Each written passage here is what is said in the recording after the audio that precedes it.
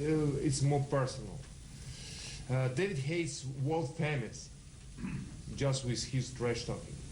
If I fought David Hay, I can promise one point.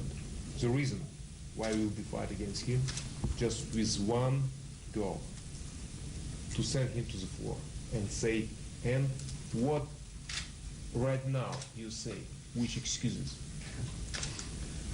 That's Vitaly Klitschko. Let's get the view of the boxing writer Steve Lillis, who's joining us now on the programme. Hello, Steve. Hello there, Sam. Thanks for coming on again tonight. Now, tell me if I'm wrong here, but I get the feeling that boxing seems to be trying to keep alive this David Hay-Klitschko rivalry and keeping him alive in heavyweight circles just because of the lack of other personalities and attractive characters in the game. Would that be fair? Yeah, absolutely, Sam. Also, it boils down to money. Let's not listen to what Vitaly said today. It's about money.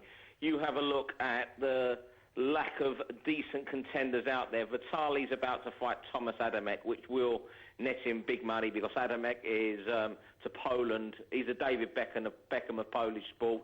That sold 40-odd thousand tickets, but it's an absolute joke fight. Adamez just had a hard fight of a guy who couldn't get through a semi-final of Prize Fighter, lost to Matt Skelton and had a hard fight against him. So that's the sort of people he's having to fight to get good money. And you look at the list of contenders, Hay is still the one that could bring him the most money. Nothing like what the fight of 9-10 days ago generated, but that a fight against Hay would still generate him a considerable amount of money. Can you see it happening because of that? Yeah, I wouldn't be surprised. Look, it's down to David Hay. I mean, you know what I think? I said it last week on the show. He should retire, I think David should retire, walk away from boxing, enjoy his millions. I guess he's got 15-20 million in the bank. But if he wants this fight, it's there. The Klitschko's flew in today, you know, to promote a film and what have you, the documentary that's out about them. But they was there to get the message out today. They had a big core of press men there, a battery of TV cameras, Talk Sport, Sky.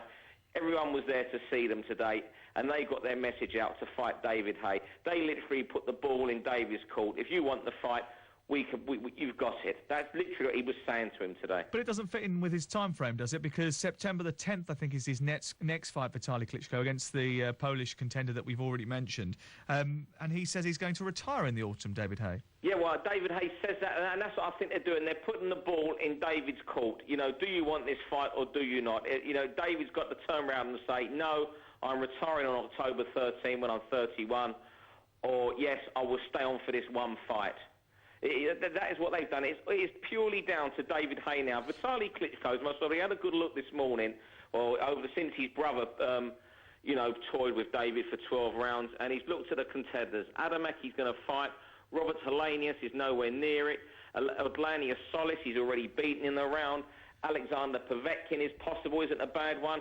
Chris Arreola, we can't take him seriously. The biggest fight out there when I was in Germany last week, what a lot of Germans are still talking about, believe it or not, is a fight against Nikolai Valuev. Really? Who hasn't fought since Hay beat him because he's had various injuries. That is still a big attraction in Germany and would generate a lot of money, but because it would be a battle between the two of the biggest heavyweight champions ever, in size, in height and weight.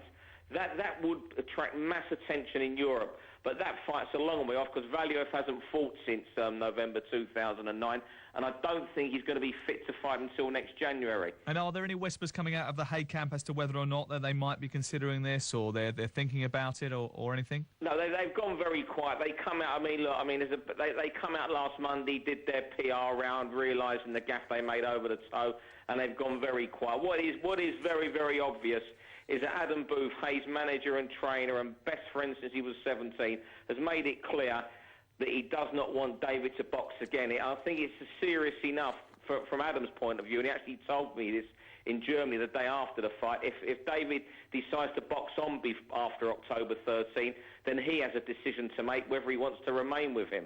He's already made it clear that George Groves is his future. So it would be a decision for if David wants to box on and take this fight, then it's down to Adam what he wants to do. My gut feeling is that David might just take this fight. OK, Steve, thank you very much. We appreciate your time, and we will keep an eye on what happens with the developments about that possible meeting between David Haye and Vitaly Klitschko. I'm sure the promotional material will be just as explosive as it was this time around. On the way, very